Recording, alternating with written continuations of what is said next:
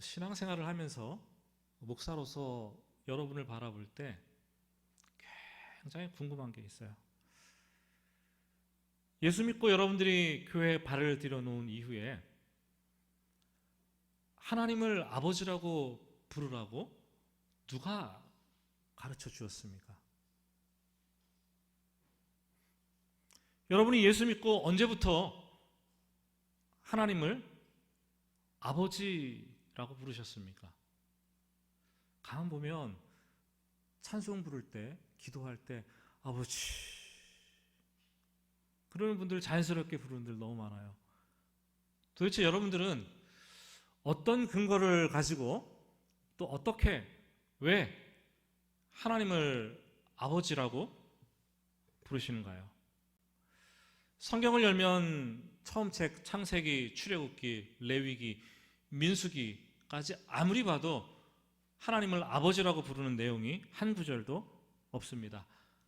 그렇게 믿음이 좋았던 아브라함과 이삭과 야곱도 하나님을 아버지라고 부르지 않고 여호와 하나님, 하나님은 지엄하신 그리고 두려운 믿음의 대상이자 존경의 예배의 대상이었습니다.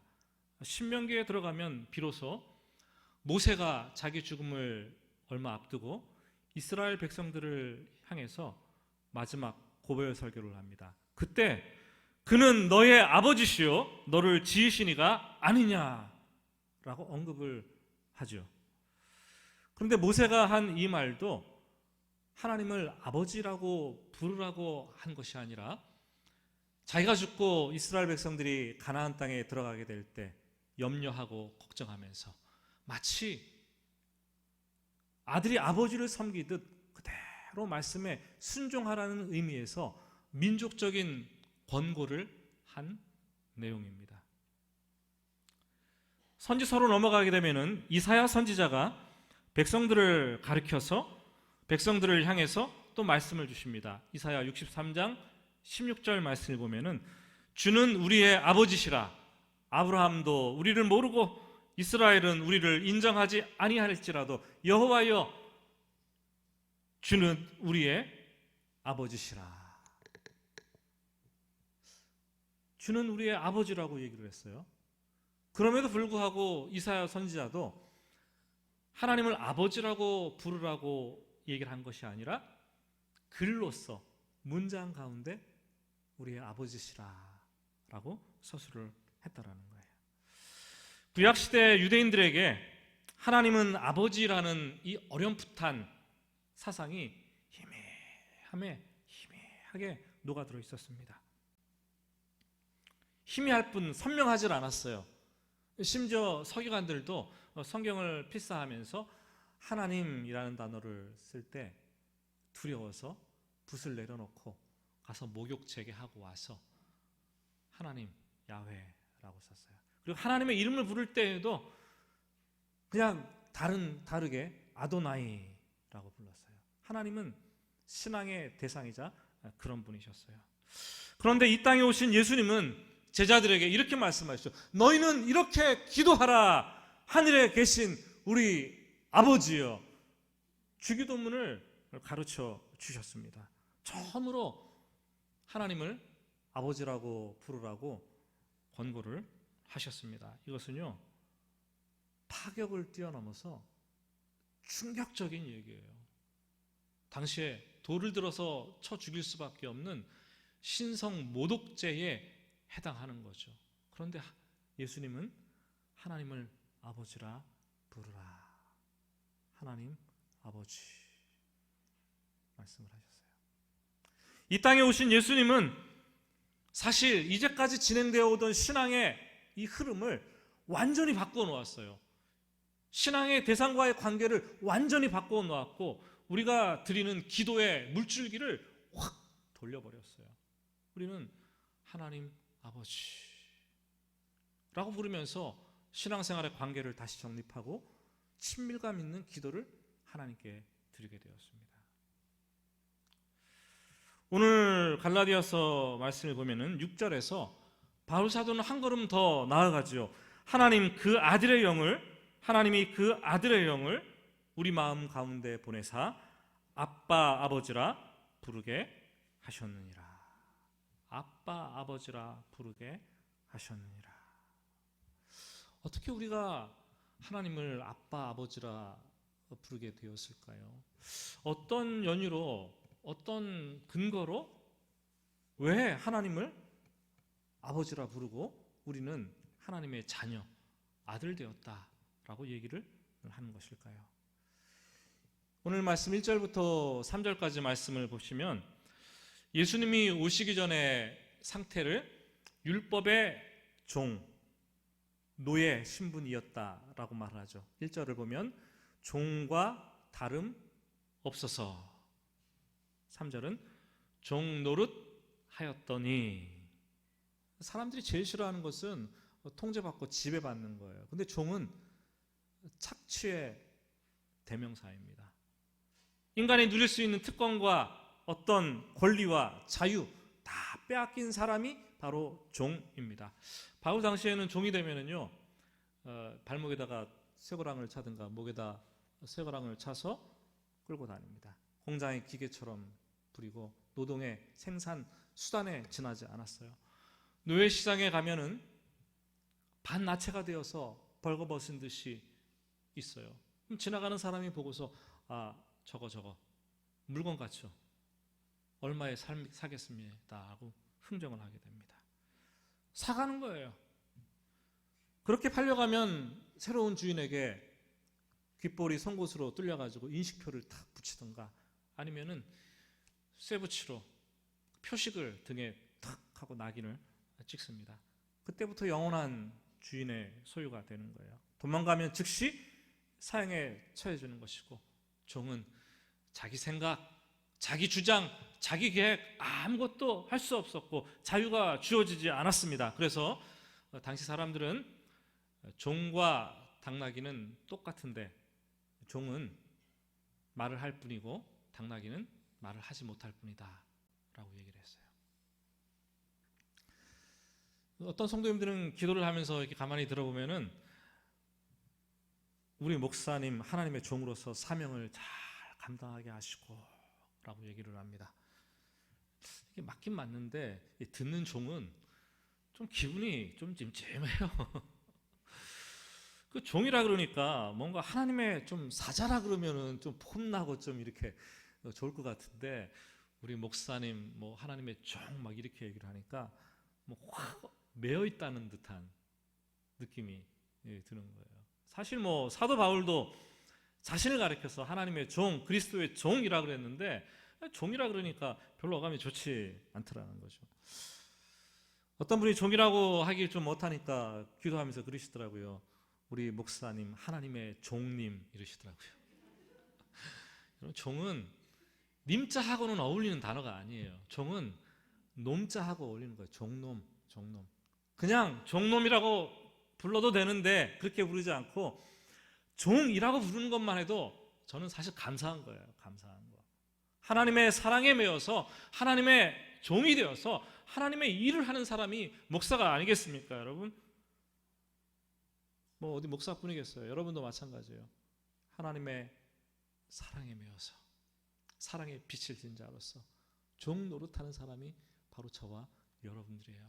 그래서 우리는 교회 안에서 목사든 직분자든 종의 리더십을 발휘하는 거예요. 서번트 리더십, 서로 섬기고 서로 도와주고 끌어주는 것들. 성도는 성도들이, 목사가 성도를, 성도가 목사가 서로 섬기고 도와주는 사람, 그게 바로 종의 모습입니다. 예수님이 이 땅에 오시기 전에 유대인들은 하나님을 믿었지만 하나님이 아니라 율법에 단단히 묶여있는, 매여있는 종과 같았습니다. 율법에 종 노릇하기 바빴어요. 태어난 지 8일이 되면은 율법에 따라서 할례를 행하라 그러니까 할례를 합니다. 안식일이 되면은 안식일을 거룩하게 지키라 말씀을 듣고 안식일을 거룩하게 지켜야 되는 거예요. 너무나 바쁘고 분주하게 율법을 지킵니다. 하나님은 율법을 인간에게 주신 목적은 하나님을 좀 더 잘 섬기기 위해서, 죄가 무엇인지를 알고 죄가 우리에게 어떻게 불이익을 주는가 깨닫고 하나님의 백성으로서 이 땅을 살아가면서 좀 더 하나님 말씀대로 살아서 이 땅에서 잘 되고 하늘의 신령한 축복을 받도록 하기 위해서 하나님 아버지의 마음을 담아서, 사랑과 긍휼의 마음을 담아서 우리에게 율법을 수여해 주셨습니다. 그런데 사람들이 그 율법을 크게 오해하게 되는 거예요. 십계명을 주셨는데 십계명을 아주 잘게 잘라가지고 613가지로 강제적인 그 전문을 만들고 그것을 지켜야지만이 구원 얻는 것처럼 이해를 하기 시작을 했습니다. 그것을 지킴으로 당당히 자신의 의를 드러내서 하나님 저 잘하고 있죠, 저 구원받는 거 맞죠? 그렇게 확인하려고 들은 거예요. 지키지 못하면 돌에 맞아 죽을 수밖에 없어서 두려워하게 되는 거예요. 율법을 지키는 것이 곧 그들의 신앙 생활이었어요. 그들은 율법에 매이고 묶이고 율법의 종이 되어버렸습니다. 율법주의자가 된 것이죠. 혹시 여러분들도 신앙생활하면서 행복해야 되잖아요. 근데 신앙생활하면서 마음에 막 부담이 생기고 억지가 있고 막 강제가 있고 굉장히 힘들다 이런 느낌이 들면 여러분 율법에 매여 있는 거예요. 온전한 신앙생활이 아니라 율법 생활을 하고 있는 거예요. 종교 생활을 하고 있는 거예요. 바울은 오늘 2절 말씀에서 율법에 매여 있는 종의 모습을 좀 더 완곡하게 표현을 하죠. 2절 말씀 우리 같이 읽어보겠습니다. 그 아버지가 정한 때까지 후견인과 청지기 아래에 있나니. 원래 예수님 이전의 사람들은, 하나님의 백성들은 종이 아니라 하나님의 아들이었는데 아들이 커서 성인이 될 때까지 종노릇 했다라고 얘기를 합니다. 우리나라에서도 19세가 되어야지 성인으로 인정을 합니다. 19세가 되면은 뭐 부모님의 동의나 어떤 대리 이런 거를 받지 않고 단독으로 행동을 할 수 있죠. 예를 들면 뭐 신용카드도 19세 이상 되면 자격이 되면 발급하게 되고, 휴대폰도 혼자 가서 가입하게 되고, 선거권도 가지고 술과 담배도 마음대로 살 수 있고, 19금 영화도 혼자서 볼 수 있고, 결혼도 마음대로 할 수 있습니다. 만 19세가 되면은 미성년자라는 족쇄에서, 속박에서 풀려나서 자유를 얻게 되는 거죠. 바울이 살던 로마 이 시대, 로마 제국이 지배하던 이 시대에도 마찬가지였습니다. 14세까지는 아버지가 후견인을 정하는 거예요. 자기 아들에게 종 중에 똑똑한 사람을 뽑아갖고 후견인의 초등교사의 역할을 맡깁니다. 그러면 아들이지만 그 종 밑에서 초등학문을 공부하고 배우고 자라는 거예요. 그리고 25세가 될 때까지 아버지의 재산의 상속자가 되는 것이 아니라 아버지의 재산은 집안의 집사가, 청지기가 그것을 다 관리를 합니다. 만일 어린아이에게 그 돈을 주면 어떻게 사용하겠습니까? 그 아이가 준다고 제대로 사용 못하게, 돈의 가치도 모를 뿐더러 돈을 막 흥청망청 다 써버리면 어떻게 됩니까? 주지 못하는 거예요. 나이가 차서 성인이 되면은 그 해에 3월 17일에 그 리베랄리아라는 그 가족들의 잔치 축제가 있습니다. 그때 아버지가 그 아들을 성인으로 공포를 하고 인정을 해주면서 아버지의 기업을 이을 상속자로서 인정을 해주게 됩니다. 선포를 합니다.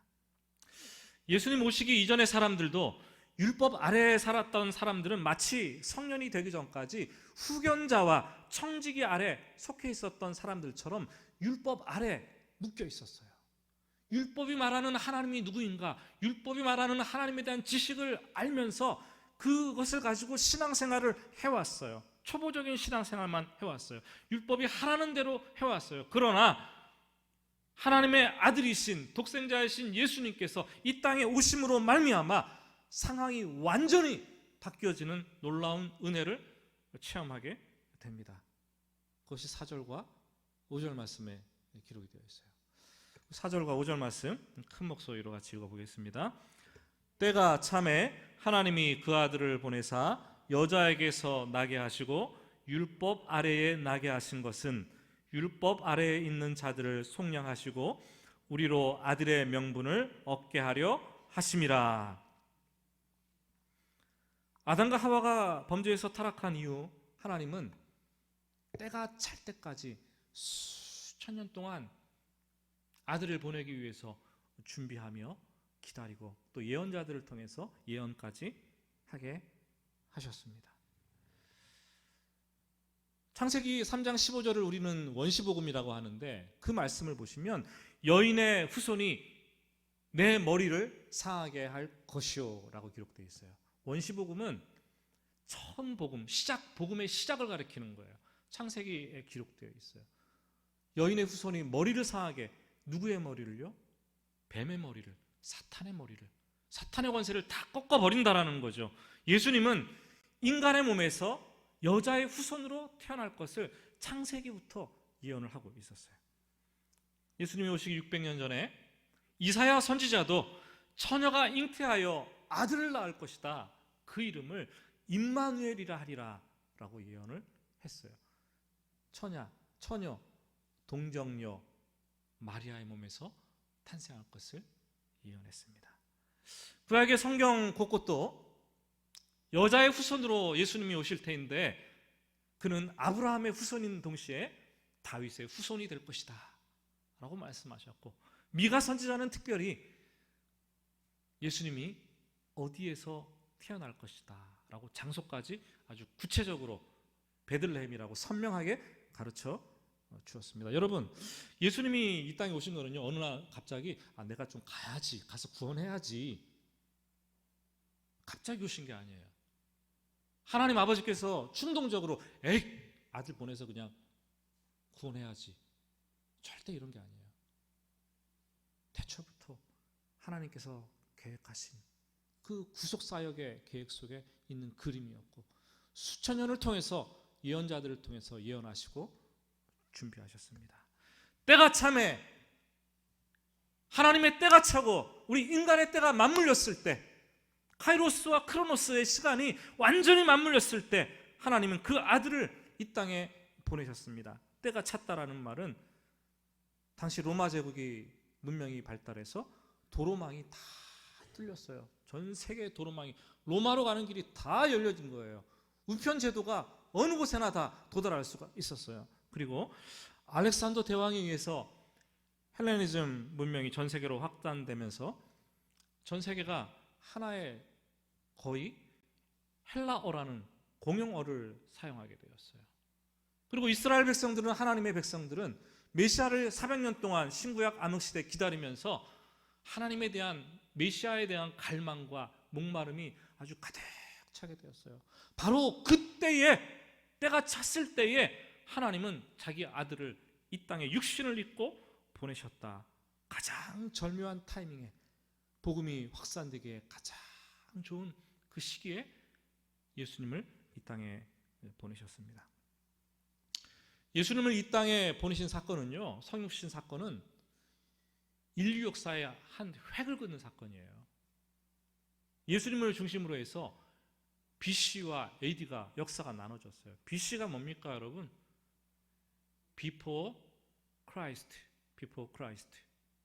예수님이 오시기 이전. AD, 아노 도미니. 이거는 영어가 아니라 라틴어입니다. 예수님이 오신 이후가 아니라 주님의 해가 되었다라는, 시작되었다라는 그런 의미로 쓰인다라는 거예요.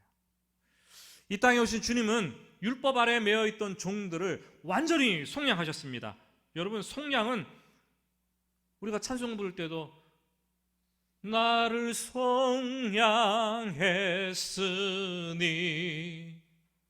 속량이라 그러잖아요. 값을 주고 돈을 주고 종된, 노예가 된 사람을 사서 내 종으로 만드는 것이 아니라 완전히 자유를 주었다라는 것이 속량이라는 표현으로 쓰고 있습니다. 주님께서는 하늘 보좌 영광을 다 버리셨어요. 종을 구원하시기 위해서 스스로 종된 인간의 몸, 종의 육체를 입고 이 땅에 오셨습니다. 이 땅에 사시면서 율법의 종로로 타는 사람들 너무나 불쌍하셨어요. 그래서 자꾸 율법과 투쟁을 하십니다. 매여있는 사람들, 오용하는 사람들과 투쟁을 하십니다. 말씀하십니다. 내가 율법을 폐하러 온 것이 아니요, 내가 율법을 완성시키기 위해서 왔노라. 나는 율법의 마침이니라. 마침표를 콕 찍으셨어요. 뿐만 아니라 예수님은 하나님의 백성의 삶이 율법의 메인 삶이 아니라 하나님의 백성이라는 것들을 일깨워 주십니다. 하나님의 자녀라는 것을 일깨워 주십니다. 하나님을 아버지라고 부르며 기도해라. 관계를 다시 정립해 주시는 거예요.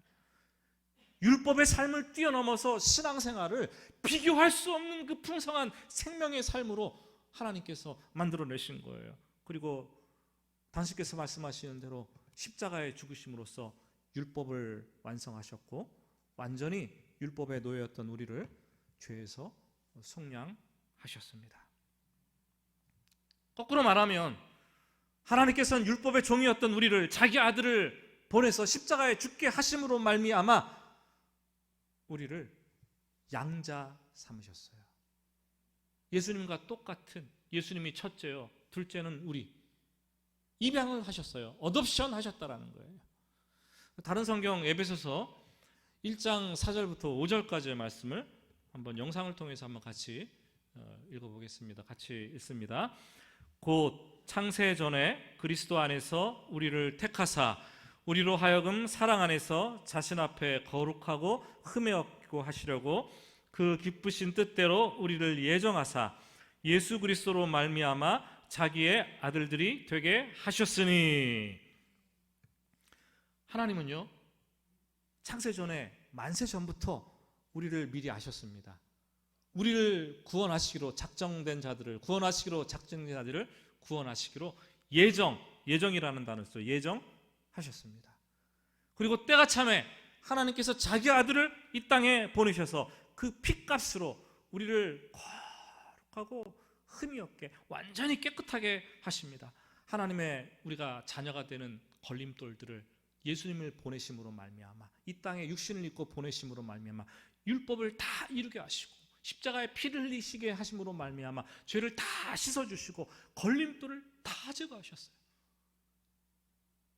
우리가 하나님의 자녀가 된 걸림돌이 너무나 많았는데 다 하나하나 치워버리셨어요. 그래서 우리가 죄를 회개하고 예수를 구주로 믿게 되면은, 예수를 믿는 그 순간에 성령께서 예수님의 십자가 사건을 우리 영혼에 그대로 적용하십니다. 예수님께서 흘리신 그 피를 머리부터 발끝까지 다 뿌려주시는 거예요. 그래서 우리가 세례를 받을 때 물을 뿌리기도 하고 침례교는 물에 들어갔다 나와 잠기기도 하는데, 물이 아니라 사실 머리부터 발끝까지 예수의 피를 붓는 거예요. 여러분, 한 사람 한 사람이 다 머리부터 발끝까지 지금 막 피가 흥건하게 고여있는 그런 사람들이 바로 저와 여러분들입니다. 예수 그리스도로 옷을 머리부터 발끝까지 완전히 다 입혀주신 거예요. 우리 영혼이 본질이 변화되는 초자연적인 사건이 우리가 예수를 구주로 고백할 때 일어나게 된다라는 거죠. 우리는 이것을 중생, 거듭남, born again, 하나님의 자녀로 다시 태어나게 된 것입니다.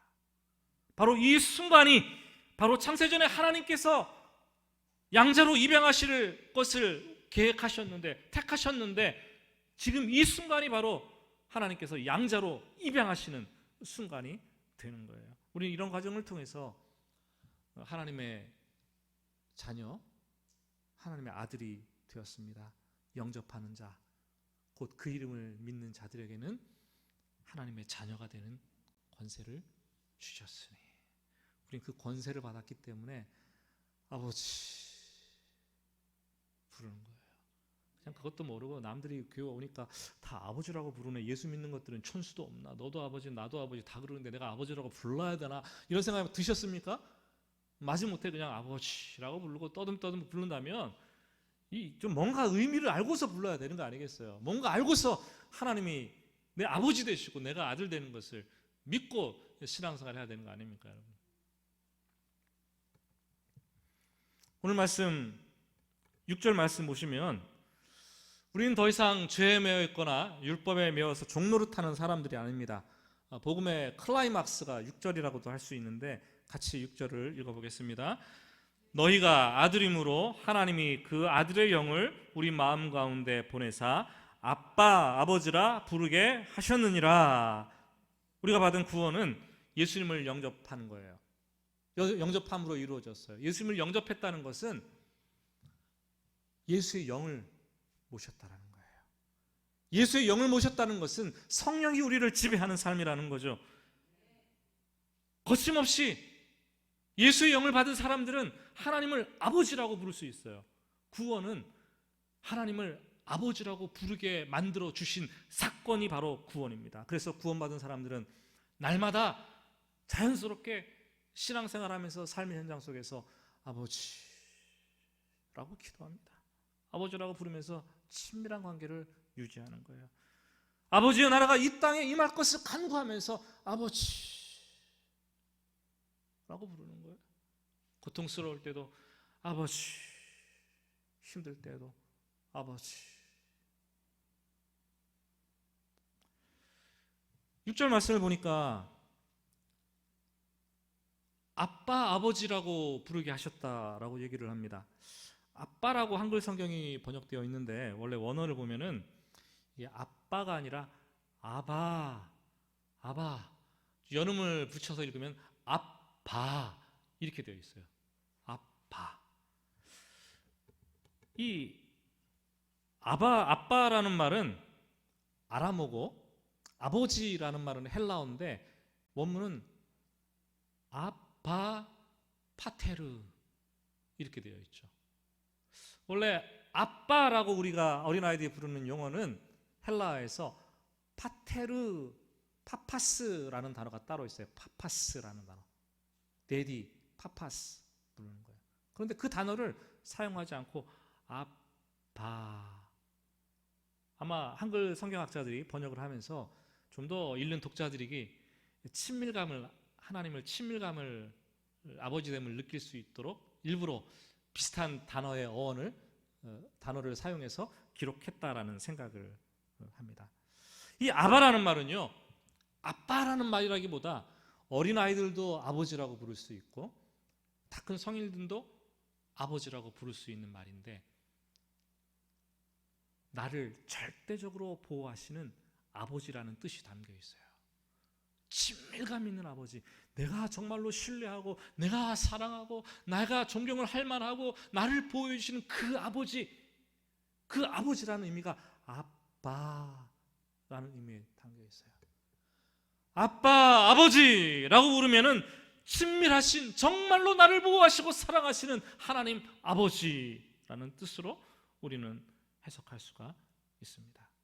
하나님 아버지께서 이러한 결과를, 우리를 입양하도록 하나님 아버지께서 예수님을 보내셔서 죽게 하심으로 이런 결과를 만들어내셨다는 거예요. 예전에 그 탈북 청소년들이 다니고 있는 그 여명학교가 있어요. 그 여명학교 학생들과 교회가 조인을 해가지고 행사를 하나 있습니다. 걷기운동, 남북 걷기운동. 그래서 교회에서 그들을 초청해서 선물도 주고 뭐 같이 걸으면서 위로도 해주고 교회 성도들과 그런 행사였는데 한강변을 계속 쭉 따라 오전 내내 걸으면서 이제 이렇게 짝이 되어가지고 335 얘기를 하는 거예요. 근데 그 탈북자들의 얘기를, 아이들의 얘기를 들어보니까 청소년들인데 진짜 그 죽을 험지 사지를 넘은 애들이더라고요. 압록강을 헤엄쳐서 건너고 중국으로 도망가가지고 방에 3개월 동안 갇혀 있다가 모르는 사람과 접선해서 남한으로 오게 된 이런 것들, 정말 죽을 고비를 넘긴 그 간증 아닌 간증을 하는데 참 대단하다라는 그런 생각을 했었어요. 이런 저런 얘기를 하면서 오전 내내 걷고 사진도 찍고 했습니다. 그런데 사진을 찍는데 이 아이들이, 어떤 아이들은 사진을 안 찍는 거예요. 분명히 해맑게 웃고 그런데 사진을 안 찍겠다고. 그래서 물어봤어요. 아니 왜 사진을 안 찍는 거니? 물어봤더니 부끄러워서요. 부끄러워서요. 이런 말을 해요. 뭐가 부끄러워? 같이 찍자. 안 찍겠다는 거예요. 그런 줄로 알았죠. 점심 먹으면서 이제 좀 더 가까워져서 진지한 얘기를 하는데 그런 얘기를 했어요. 내가 만약에 사진을 찍는다면 내 얼굴이 외부로 알려지게 될 경우에는 어떤 불이익을 당할지도 모른다는 거예요. 그리고 혹시 이게 북한 사람들의 손에 들어가서 내가 북으로 잡혀서 송환될지도 모른다라는 그 두려움, 불안감이 마음속에 아주 가득 도사리고 있었어요. 그래서 사진을 안 찍는 거야, 아이들이. 우리도 신앙생활하면서 마찬가지라고 생각됩니다. 예수님이 이 땅에 오심으로 하나님을 아버지라고 부르는 길을 열어주셨고, 예수님이 십자가에 죽으심으로 그 피로 인해서 아버지께서 우리를 입양하셨어요. 우리는 양자되었어요. 신학적으로 양자됨이라고 얘기를 합니다. 우리는 하나님을 아버지라고 부르는 자녀들이 되었어요. 권세를 받았어요. 그런데 의외로 많은 성도들이 신앙생활하면서 걱정하고 염려를 합니다. 내가 또 죄를 지었는데 내가 받은 구원이 여전히 유효한 건가? 내가 이전처럼 다시는 죄의 종으로 전락하는 것이 아닌가? 내가 요즘 큐티도 안 하고 내가 예배도 좀 빼먹고 신앙생활이 엉망진창인데, 이런 상태에서 하나님을 이거 아버지라고 부르면 아버지께서 들어주시겠는가? 하나님 나를 자녀 삼아 주셨다 그러는데 취소하는 것은 아닌가? 라고 두려워하는 거예요. 코로나 시대에 그런 분들이 많을 거예요. 더. 예수님은 이 땅에 오셔서 율법이라는 이 거대한 종교 의식 속에 빠진 유대인들을 불러내서 아빠, 아버지라고 부르도록 그렇게 신앙의 본질이 무엇인가를 알려주셨어요. 율법을 지키는 것이 본질이 아니라 아버지와 아들의 관계를 누리는 것, 그것이 본질이다 가르쳐주셨습니다. 마찬가지입니다. 하나님은 아들 예수의 피로 우리를 죄에서 구원하시고 자녀 삼아 주셨고, 아버지와 아들이라는 친밀한 관계 속으로 우리를 들어가도록 인도해 주셨습니다. 그것이 신앙생활이고, 그것이 신앙생활의 전부이고 핵심인데, 우리는 신앙생활하면서 자꾸 종교의식 속으로 들어가는 거예요. 종교인의 삶을 살려고 그러는 거예요. 종교인의 길을 걸어가려고 하는 거예요. 교회 예배 참석했으니까 됐고, 헌금했으니까 됐고, 봉사하고 충성하고 신앙생활을 그것 때문에 다 했다라고 생각합니다. 때로는 그것을 하다가 힘에 부치고 못하고 하니까 이거 내가 이래서 신앙생활을 하나님 아버지라고 부를 수도 없는 거 아닌가, 부끄러워하고 구원을 잃어버린 거 아닌가 라고 생각을 합니다. 여러분, 그런 거 아니에요. 하나님과 아들의 관계는 끊어야 끊을 수가 없는 관계예요. 탕자가 집 나가서 허랑방탕하면서 나를 아버지 아들이라 부를 자격도 없다라고 말을 했지만, 품꾼의 하나라고 부르라고 했지만 그런 것이 아니라는 거예요. 여러분의 아들들이 한번 생각해 봅시다. 여러분의 아들들이 하루 종일 직장이나 어디 갔다가 집에 들어오면서 천종일 띵동 누르고 아버지 저 집에 들어가도 돼요? 묻습니까? 자유롭게 관계 속에 생각하는 거예요. 여러분의 자녀들을 키워보시면 다 알겠지만, 자녀들을 키워보면 아버지의 호주머니에 손을 넣어가지고 아버지 없을 때 뭘 가져갑니까? 지갑도 열어보고. 돈들 다 하셨죠, 여러분도 어렸을 때?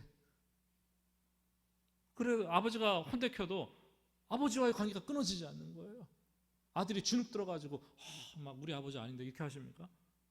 이 아버지와 아들의 관계는 끊을래야 끊을 수 없는 긴밀한 친밀한 관계가 있는 거예요. 사랑하는 여러분, 종교의식에 빠져서 신앙생활을 본질을 우리가 놓쳐버려서는 안 됩니다.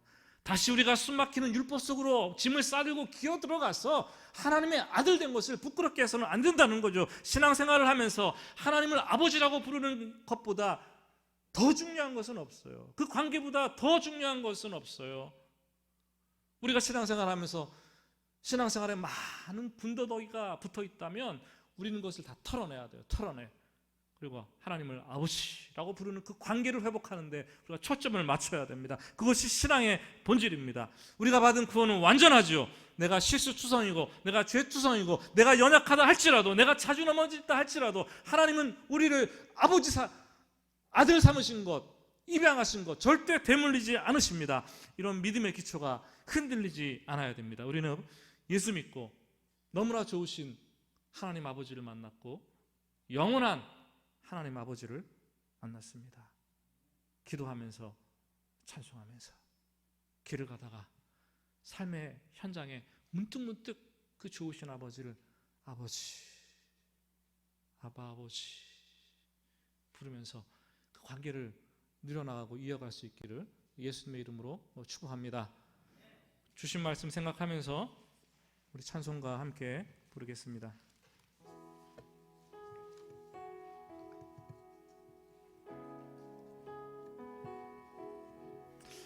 오늘 부를 찬송은 아바 아버지라는 찬양입니다. 주님께서 나를 도우시고 힘주시고 내가 볼 수 없는 나의 상처까지도 보시면서 어루만져 주시는 그 아버지 되심, 이 시간에 찬양 가운데 느껴보시기 바랍니다.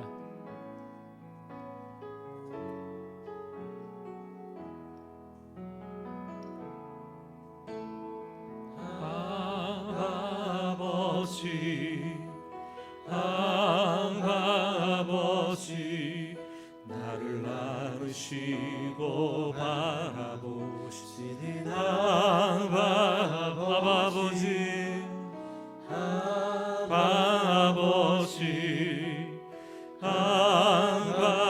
아버지 나를 도우시고 힘주시는 다시 한번 조용히 고백합니다. 아바 아버지, 아바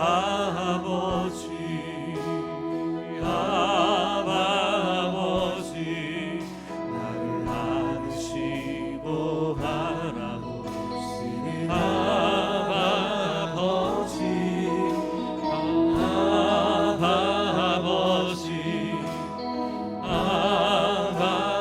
아버지 나를 도우시고 힘주시는 주는 내 맘을 고치시며 내 마음을 고치시고 볼 수 없는 상처 만지시네. 나를 아시고 나를 이해하시네. 내 영혼 새롭게 주는 내 마음을 고치시는 참 주신 아버지 되시며 주는 내 마음을 고치시고 볼 수 없는 상처 만지시네. 나를 아시고 나를 이해하시네. 내 영혼 새롭게 세우시네. 우리 같이 기도할 때 이렇게 기도하겠습니다. 하나님, 내가 신앙생활을 하고 있는 줄 알았는데 거침없이 종교생활을 하고 있었습니다. 복음 외에 신앙의 군더더기가 너무나 많이 붙어있는 신앙생활을 하면서 그게 다인 줄 알았어요. 하나님을 아버지라고 불렀는데 왜 불러야 되는지 형식적으로 불렀을 뿐 친밀한 관계를 누리지도 못했고, 하나님이 나의 아버지 되신다는 이 믿음이 내가 열심히 하고 안 하고에 따라서 무차별적으로 흔들렸어요. 오늘 모든 것 다 내려놓고 하나님이 아버지 되심을 목 놓아 부릅니다. 아버지, 아버지, 아버지. 예수 그리스도께서 이 땅에 종의 형체를 입고 오심도, 십자가에 죽으심도 하나님을 아버지라고 부르게 하기 위해서 오셨고, 또 우리에게 하나님의 아들 되는 양자의 길을 열어주시기 위해서 오신 것인데, 아버지 되신 하나님을 붙들고 신앙의 본질을 붙들고 흔들리지 않고 신앙생활을 해나가겠습니다.